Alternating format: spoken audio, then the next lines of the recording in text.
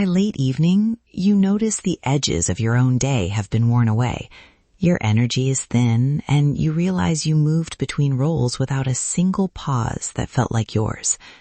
Some nights it's a slow fraying. Other nights it's sudden, like a zipper left undone. Welcome to the Self-Care Cafe podcast. I'm your hostess, Pami Parker. Here we take a gentle pause from the busyness of life and gather around conversations that nourish the heart and the mind. Today we're talking about small, steady ways to mark those doorways between work, caregiving, and being with ourselves. Tiny rituals you can actually keep. I'm so glad to welcome Dr. Maya Singh. Maya is a clinician-practitioner who helps women design short, sensory practices that make transitions feel intentional, not accidental. Maya, welcome. Thank you, Pami. It's a pleasure.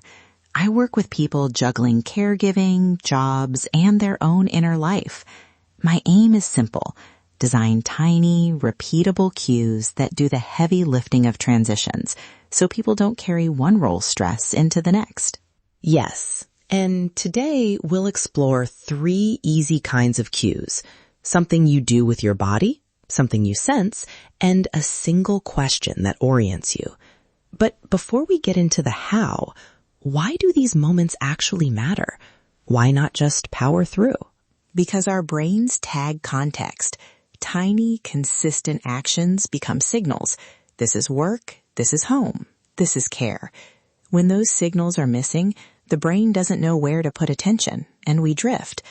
Short rituals give us a predictable marker that reduces cognitive load and helps us arrive with presence. Can you give a quick, everyday example so that listeners can picture it? Sure. One client kept a small, smooth stone in her pocket. Before she left a caregiving task, she'd close her hand around it, breathe out, and say a single sentence to herself. The stone's weight became a physical cue that the chapter was ending. Over time, she stopped replaying the day at night because that tiny act signaled we're done for now. I can almost hear the stone clink in her pocket. That's lovely. Okay, quick question from the real world. Isn't this just another thing to add to an already full day? Absolutely a fair worry. I hear that a lot. That's why we make rituals tiny, 30 to 90 seconds, and attach them to actions you already do. If you're worried, start with a 30-second version. Tap 2 fingers to your temple, inhale once, and decide one small next step. If it's too much, shrink it. The point is consistency, not ceremony. That ease is key. Try it as an experiment for 3 days. No pressure, just notice. Let's make the 3 types concrete. First, a physical cue. That could be changing a scarf when you leave work, taking off a badge, or the pocket stone we just heard about. Physical acts anchor the body to the shift. One woman I worked with clipped on a small brooch when caregiving began. Removing it at night felt ritualistic and practical. The sound, the motion, the visible change. That sensory detail matters. It anchors memory. Yes, simple, repeatable, and sensory. Second, a sensory anchor. Think of a small scent, a touch, or a sip of tea that you use reliably when you shift. Pick something you already have.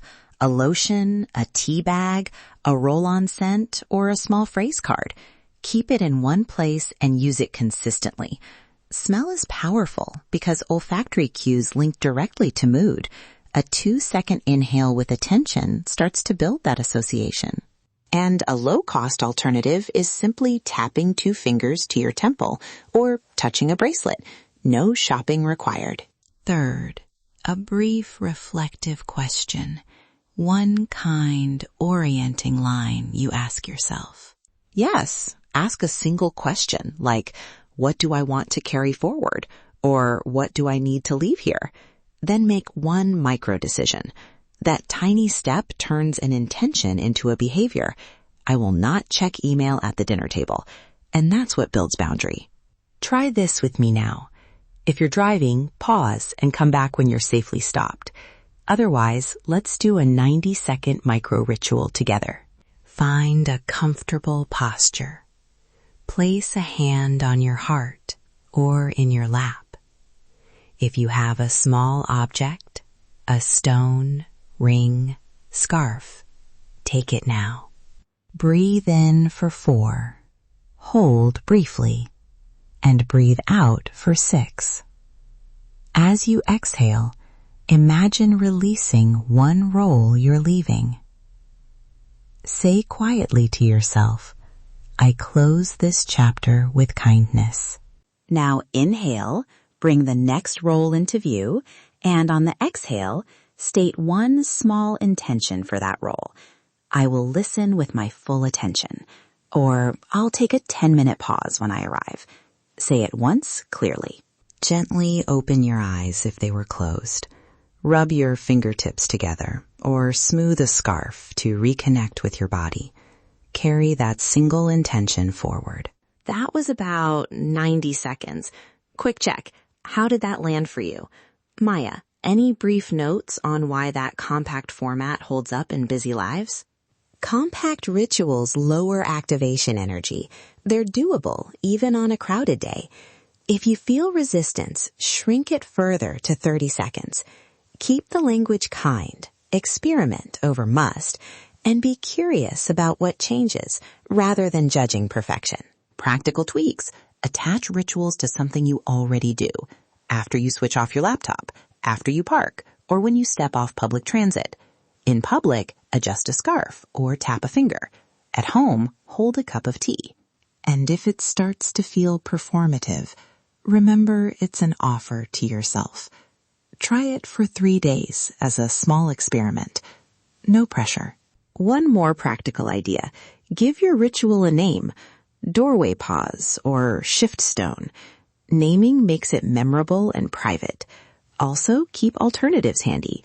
A travel scent, a tiny card with your question, or a bracelet you twist once, so you can maintain the cue when life is unpredictable. That naming tip helps the brain slot it in. Okay, before we close, 3 tiny actions to try this week. Pick one physical cue, choose one sensory anchor, and write one reflective question. Practice the 90-second micro-ritual once a day and treat it as a little experiment. If you'd like a simple one-page guide with templates and space to customize your rituals, visit the Self-Care Cafe website to download it. Try one tiny thing this week and notice what changes. Be gentle as you experiment. These practices aren't about perfection. They're about giving yourself a clear yes or no in each moment. That clarity alone is restorative. Thank you for listening. Come as you are. Leave nourished.